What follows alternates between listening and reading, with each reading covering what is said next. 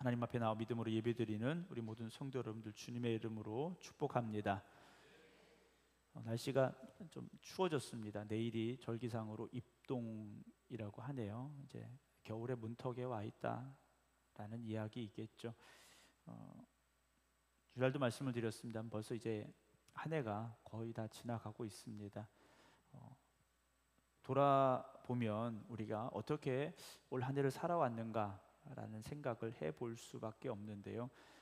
나름대로 최선을 다하시고 열심을 다하신 분도 계시지만 내가 신앙적으로 결심하고 내가 하고자 했던 노력 더 했어야 되는 것들을 하지 못했던 일들이 있으신 분도 계시리라 생각이 되어집니다. 오늘도 다시 한번 내 자신을 돌아보면서 나의 하나님 앞에 기쁨이 되길 원합니다. 하나님이 나를 보실 때 기뻐하실 수 있기를 원합니다. 우리가 그 고백과 또 새로운 결단이 있기를 주님의 이름으로 축원합니다. 오늘 에스겔 29장의 말씀인데 오늘부터 이제 애굽에 관한 말씀입니다. 32장까지 애굽에 관한 하나님의 경고의 말씀, 심판의 말씀이 이제 쭉 기록이 되어지고 있습니다. 이제 미국의 대통령 선거가 있었습니다. 거의 아마 트럼프가 당선이 확정이 된 걸로 뉴스에 나오고 있는데요. 미국의 대통령이 누가 되느냐가 뭘 그리 중요할까? 중요하더라고요. 정치적인 면에서, 경제적인 면에서 또는 군사적인 면에서 뭐 어느 것 하나 관련이 안 되는 게 없더라고요. 우리나라도 그렇지만 아마 세계 많은 나라들이 미국과의 관계 속에서 누가 대통령이 되느냐가 더 유리하기도 하고 불리하기도 하고 아마 그런 면들이 많이 있었으리라 생각이 되어집니다. 그만큼 미국은 현 시대에 있어서 세계 최강의 힘을 가진 나라이기 때문인 것 같습니다. 필리핀의 대통령이 누가 되느냐 이건 그렇게 문제가 아니지 않습니까? 그런데 미국의 대통령이 누가 되느냐는 정말 중요한 문제입니다. 오늘 본문에 나오는 애굽이라는 나라 역시 마찬가지였습니다. 애굽이라는 나라는 그 당시에 세계를 뒤흔들 만한 힘을 가진 나라였고 또 그런 역할을 했던 나라가 바로 애굽이었다라는 거죠. 특별히 애굽은 이스라엘 백성들이 요셉 시대부터 약 400년에 걸쳐서 노예로 살았던 곳이 바로 이 애굽이라는 곳이지 않습니까? 그런 애굽이라는 곳에 대해서 이스라엘 백성들은 보이지 않는 의지함이 있었고, 야, 우리는 애굽은 이길 수 없어 라는 아마도 그런 생각들이 남아 있었던 것 같습니다. 그래서 나라가 어려울 때 때때로 애굽의 손을 빌리려 했고 애굽의 손을 잡고 힘을 얻어보려고 하는 모습들을 우리가 성경 속에서 보게 되는데요.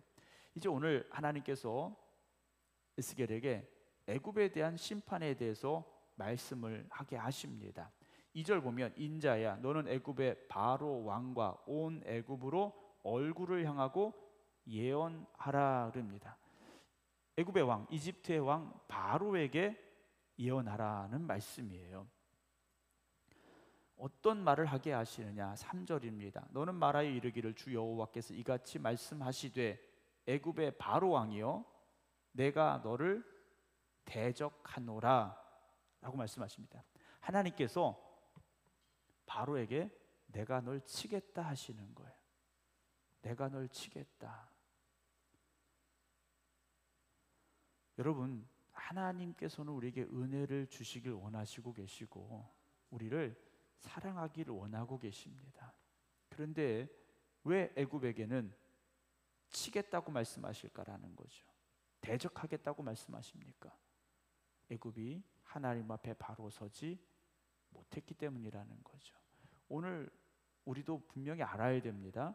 내가 하나님의 기쁨이 되어지고 하나님 편에 서 있는지 아니면 하나님의 말씀에 불순종하고 하나님을 대적하는 편에 서 있는지를 우리가 한번 생각해 봐야 된다라는 거죠. 하나님께서 계속해서 에스겔에게 말씀하십니다. 너는 자기의 강들 가운데 누운 큰 악어라 스스로 이르기를 나의 이 강은 내 것이라 내가 나를 위하여 만들었다 라고 말씀을 하시는데 이 강은 이제 나일강입니다. 이집트의 생명줄이라고도 젖줄이라고도 하는 나일강이에요. 그 나일강 안에 뭐가 있었냐면 악어가 있었습니다. 악어가 있었는데 이 악어가 두려움의 존재지 않습니까? 여러분, 악어를 뭐 애완용으로 키우는 사람도 있다고는 하는데 그럴 수는 없는 것 같아요. 위험한 동물이지 않습니까? 이 이집트의 백성들도 마찬가지였습니다. 악어에 대해서 두려움이 있었어요. 그래서 이 이집트 백성들이, 이집트 사람들이 섬기는 신 중에 어떤 신이 있었냐면 이 악어의 신이 있었습니다. 악어 신의 이름은 세베크라고 되어 있어요. 애굽의 신들은 몸은 사람 모양이고 얼굴만 이제 그 형상을 띠는 경우가 많이 있는데, 이 세베크라는 신 역시 몸은 사람의 몸을 하고 있고 얼굴만 악어의 머리를 하고 있는 그런 신인데요. 이 세베크라는 신을 애굽 사람들은 잘 섬겼어요. 왜냐? 일단 악어한테 물려 죽지 않기 위해서, 또 중요한 이유가 있습니다. 가뭄이 오지 않도록.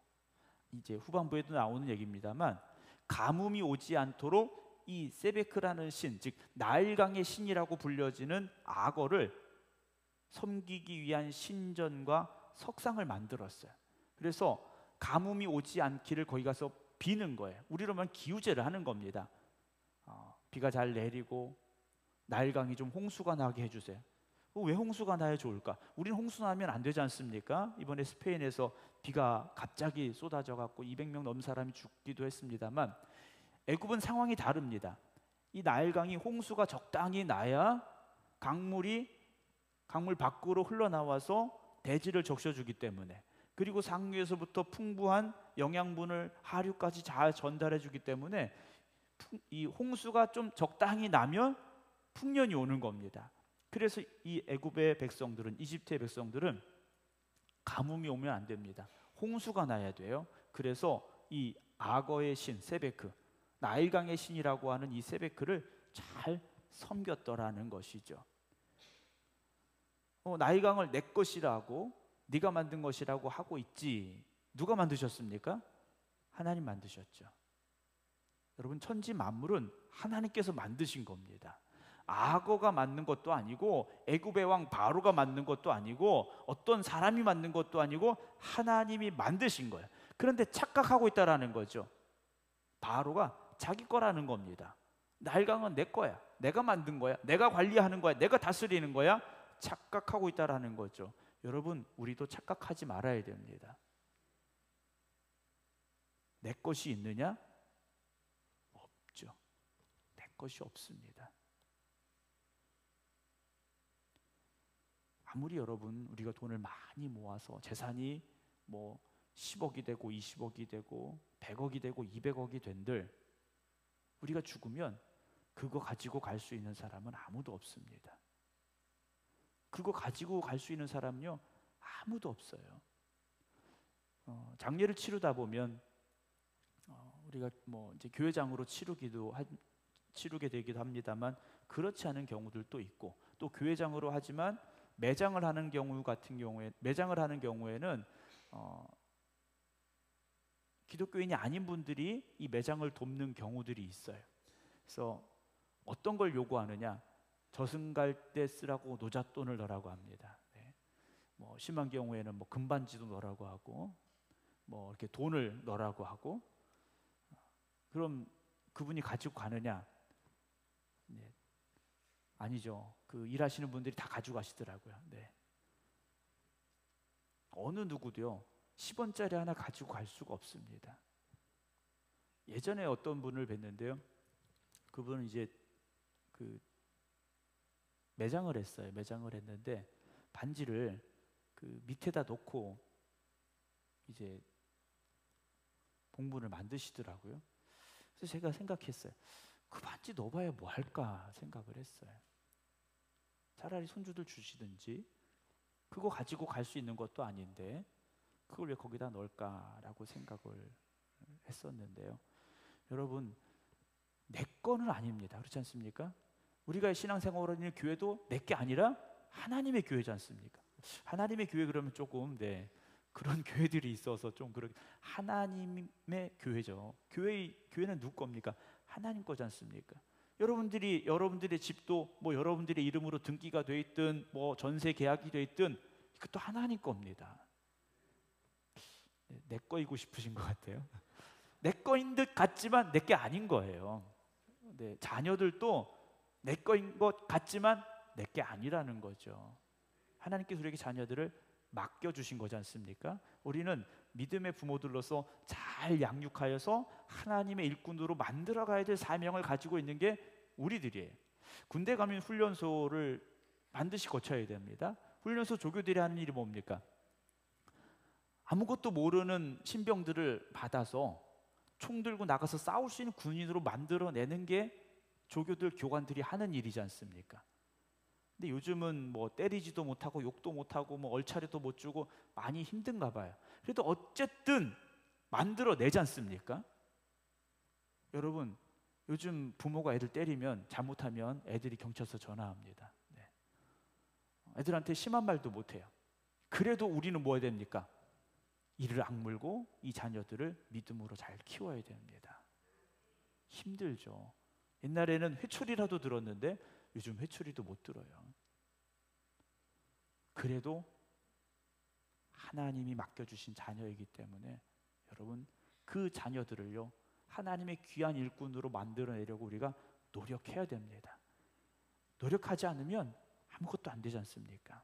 자, 말씀을 다시 돌아가 보면 바로는 이 애굽의 백성들은, 이집트는 나일강이 자기 거라는 거예요. 그러나 이건 하나님 거지 않습니까? 그래서 하나님께서 보여주시는 거예요.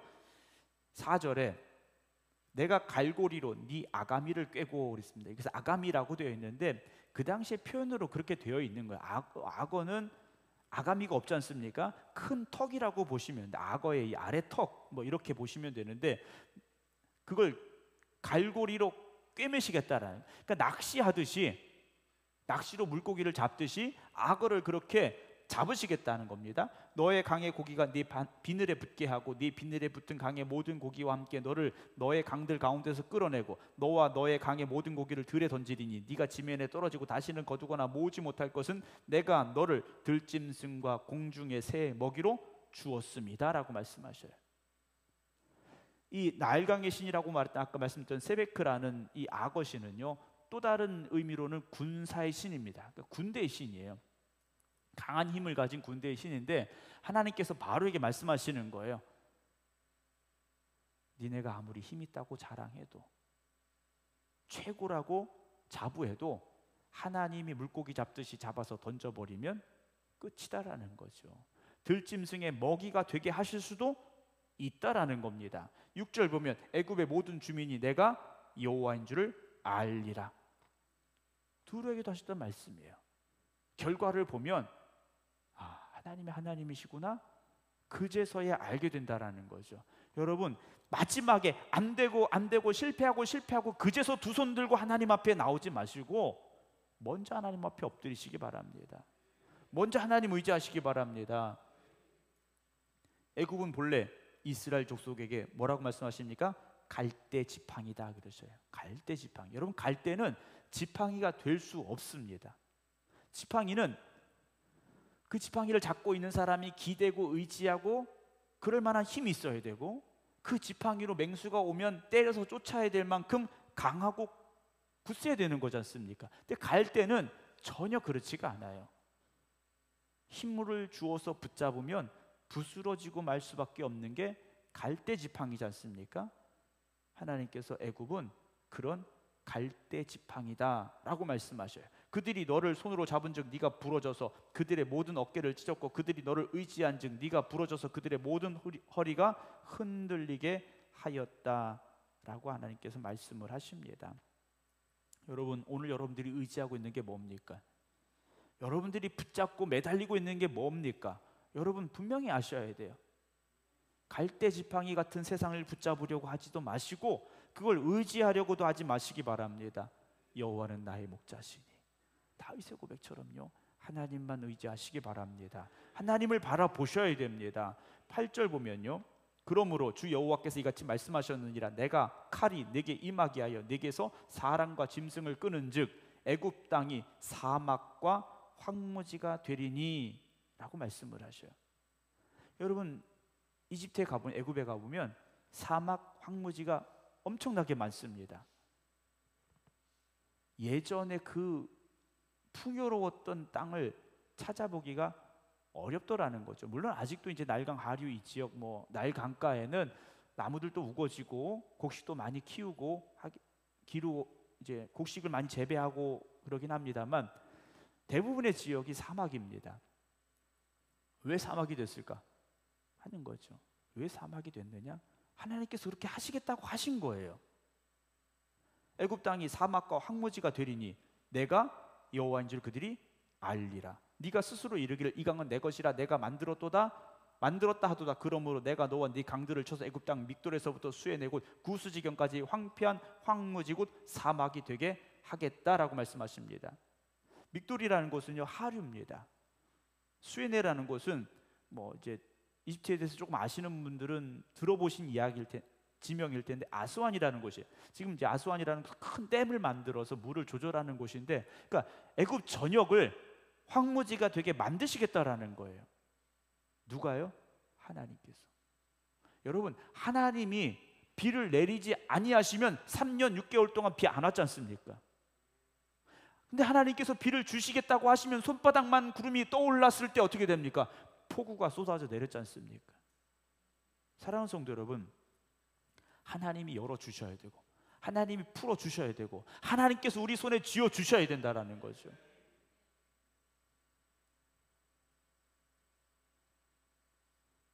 애굽이 풍요로웠고 그 당시에 최강대국이었고, 여러분 하나님이 꺾으시면요 갈대지팡이처럼 한순간에 꺾일 수밖에 없지 않습니까? 그러나 아무리 약해 보이는 갈대지팡이 같을지라도 하나님이 붙잡아 주시면요 백향목 같은 나무가 되어지고 하나님이 역사하시고 축복하시는 믿음의 사람들이 될 줄로 믿으시기 바랍니다.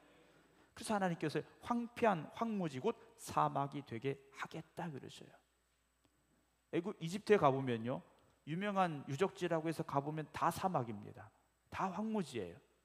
예전에는 안 그랬다라는 거죠. 울창한 숲이었고 우거진 숲이었는데 지금은요 황무지같이 돼버렸고 사막이 돼버렸다라는 겁니다.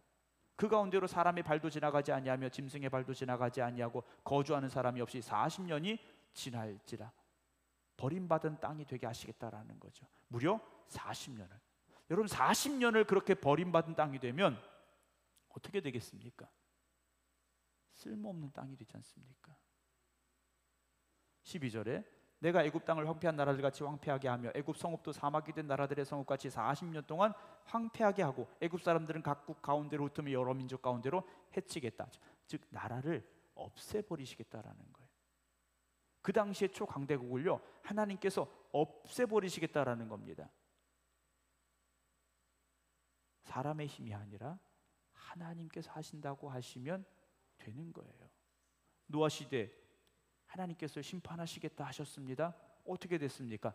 심판하셨지 않습니까? 여러분 우리가 하나님의 능력에 대해서 두려움을 가질 수 있어야 됩니다. 여러분 하나님이 만만한 분이 아니에요. 세상 사람들이 하나님을 우습게 알듯이 우리도 그렇게 우습게 알아서는 안 되는 분이라는 거죠. 하나님은 전지전능하신 분이시고요 절대자이시고 창조주 되십니다. 하나님 손에 모든 것이 달려있음을 우리가 알아야 되는 겁니다. 지구의 온도가 몇 도씩 올라가고 온난화가 되고 그래서 기후가 바뀌고 맞습니다. 틀린 말은 아니에요. 그러나 하나님께서 역사하시면요 그것보다 더 빨리 세상에 끝이 올 수도 있다는 걸 우리는 알아야 됩니다. 13절입니다. 주 여호와께서 이같이 말씀하셨느니라 40년 끝에 내가 만민 중에 흩은 애굽 사람을 다시 모아내되 모으시는 것도 하나님이 모으시겠다고 하셔요.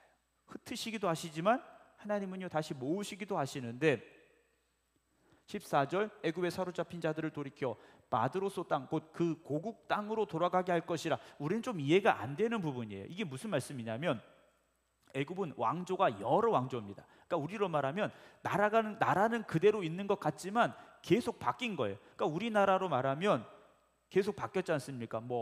고려가 전체를 지배하기도 하고 또 백제가 지배하기도 하고 신라가 지배하기도 하고 이런 많은 변화가 있었듯이 몇 왕, 1왕조, 2왕조, 3왕조 계속해서 왕조가 바뀌는 거예요. 그런데 1왕조는 뭡니까? 첫 번째예요. 그러니까 그러니까 이집트라는 애굽이라는 나라를 건설한 첫 번째 왕조가 있었던 곳의 수도예요. 그러니까 지금 이 말씀 시대에 보는 애굽이라는 나라에 비하면 작은 나라죠. 작은 나라라는 겁니다. 회복은 되지만 미약한 나라가 되게 하겠다라고 말씀하셔요. 15절에 나라 가운데서 지극히 미약한 나라가 되어 다시는 나라들 위에 스스로 높이지 못하리니 내가 그들을 감해 다시는 나라들을 다스리지 못하게 할 것이다 그래요. 지금도 이 북아프리카 지역, 중동 지역에서 이집트가 그렇게 큰 힘을 내지는 못합니다. 나라나 인구에 비해서, 역사에 비해서 그렇게 큰 힘을 내지 못하는 나라가 이집트입니다. 왜 그렇게 됐느냐? 하나님께서 그렇게 하겠다고 하셨으니까 이렇게 돼버린 거예요. 16절에 그들이 다시는 이스라엘 족속의 의지가 되지 못할 것이요 이스라엘 족속은 돌이켜 그들을 바라보지 아니하므로 그 죄악이 기억되지 아니하리니 내가 여호와인 줄 그들이 알리라 하셨다 하라. 하나님께서 더 이상 이스라엘 백성들이 애굽을 의지하지 말게 만들어 버리신 거예요. 왜냐?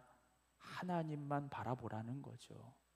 17절에 27째 첫째 달 초하루에 여호와의 말씀 내게 임하여 이르시되 인자야 바벨론의 느부갓네살 왕이 그의 군대로 두로를 치게 할 때 크게 수고하여 모든 머리털이 무지러졌고 모든 어깨가 벗어졌으나 그와 군대가 그 수고한 대가를 두로에서 얻지 못하였느니라. 이 말씀은 조금 더 앞으로 봐야 되죠. 우리가 27장 28장 보면서 두로에 관한 말씀을 나눴습니다. 하나님께서 두로를 심판하시겠다고 말씀하셨고 심판하셨어요. 그런데 오늘 여기 나오는 말씀은 뭐냐면 두로라는 곳은요 바다에서 약간 떨어져 있어요. 섬처럼 약간 떨어져 있습니다. 그래서 어떤 외적의 침입에서 안전할 수 있는 곳이었어요. 그런데 거기를 점령하려니까 배만 가지고 되는 게 아니에요. 더군다나 바벨론 군대는 해군이 아닙니다. 육군이에요. 육지에서 전쟁하는 군대입니다. 바다가 약간 떨어져 있으니까 이 두로가 약간 떨어져 있으니까 어떤 방법을 했느냐? 돌을 머리에 이고 어깨에 이고 가서 길을 만들어 버린 겁니다. 그러다 보니까 본문에 나오면 크게 수고하여 모든 머리털이 무지러졌다 그랬어요. 머리털이 다 빠질 정도로 어깨가 문드러질 정도로 돌을 이고 지고 날라서 두로를 공격했고 두로를 지배하게 됐어요. 그런데 생각보다 전리품이 없었더라는 거죠. 바벨론이 쳐들어가서 승리했는데 생각보다 전리품이 없었던 거예요. 19절 그러므로 주 여호와께서 이같이 말씀하셨느니라 내가 애굽 땅을 바벨론의 느부갓네살 왕에게 넘기리니 그가 그 무리를 잡아가며 물건을 노력하며 빼앗아갈 것이라. 이것이 그 군대의 보상이 되리라. 그들의 수고는 나를 위하여 함인즉. 여러분 하나님께서는요 공짜가 없으십니다. 하나님께서는요 바벨론에게도 공짜가 없으셨다라는 거예요. 바벨론이 움직인 이유가 물론 지리학적으로 지정학적으로 그다음에 뭐 역사적인 상황에 의해서 제국을 만들어가는 과정 중에서 두로를 침략한 것처럼 보일 수 있지만 하나님께서 계획하시고 하나님께서 주장하신 전쟁이었다라는 거죠. 그래서 바벨론 군대가 두로에서 수고한 만큼의 보상을 얻지 못하니까 애굽을 치게 하시겠죠.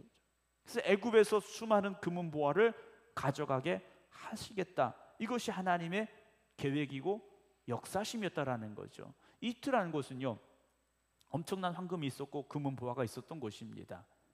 그걸 다 노력해서 두로에서 얻지 못한 보상을 주겠다라고 말씀하셔요.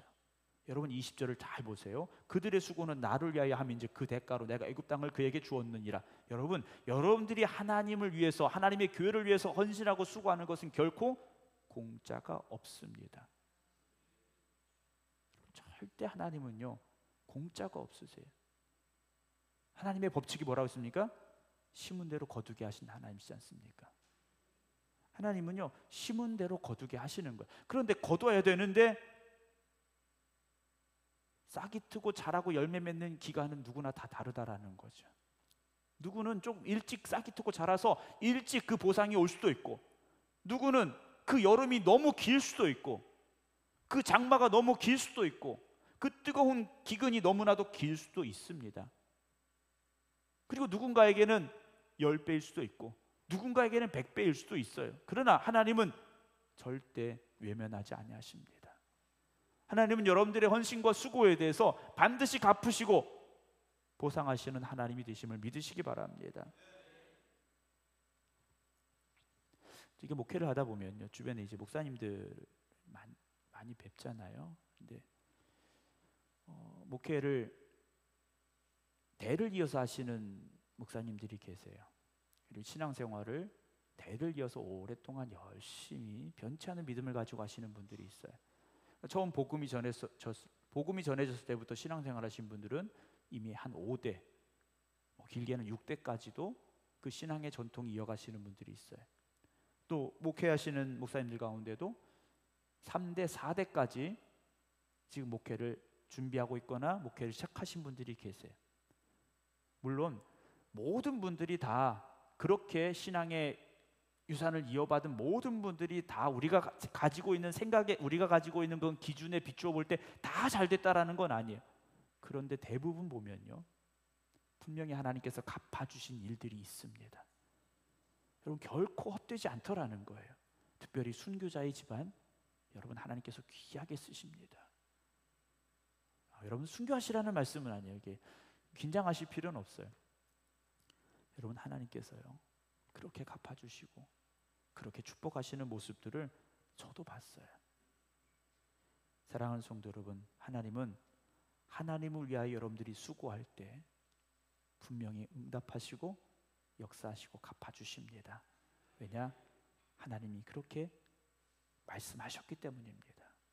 오늘도 우리가 살아가는 삶 속에서 여러 가지 우리가 인생의 문제 때문에 우리의 신앙이 영향을 받기도 합니다. 그런데 여러분, 세상의 일 때문에 우리의 신앙이 영향을 받아서는 안 됩니다. 날이 추워져서, 날이 더워서, 여러분 안 하고 못할 이유는 수십, 수백, 수천 가지예요. 말씀드렸지 않습니까? 그러나 해야 될 한 가지 이유는 뭡니까? 하나님이 기뻐하시기 때문에. 하나님이 기뻐하시기 때문에 우리는 그 일을 해야 되는 거지 않습니까? 오늘도 수요일 밤 아침에 영하까지 떨어지고 저녁에 바람도 차갑게 불고 안 나올 이유는 많으시죠. 퇴근이 늦어서, 밥이 늦어서, 애들이 안 와서, 오늘 좀 힘들어서, 밤에 잠을 못 자서. 그러나 우리가 오늘 여기 나와서 예배드린 이유는 무엇입니까? 우리가 예배자 되는 걸 하나님이 기뻐하시기 때문에. 오늘 그 고백이 우리의 신앙의 새로운 결단과 고백이 되어지셔서 하나님 앞에 가는 그날까지 변치 않는 믿음과 열심으로 나아갈 수 있는 우리 모두가 되기를 주님의 이름으로 축원합니다. 기도하겠습니다.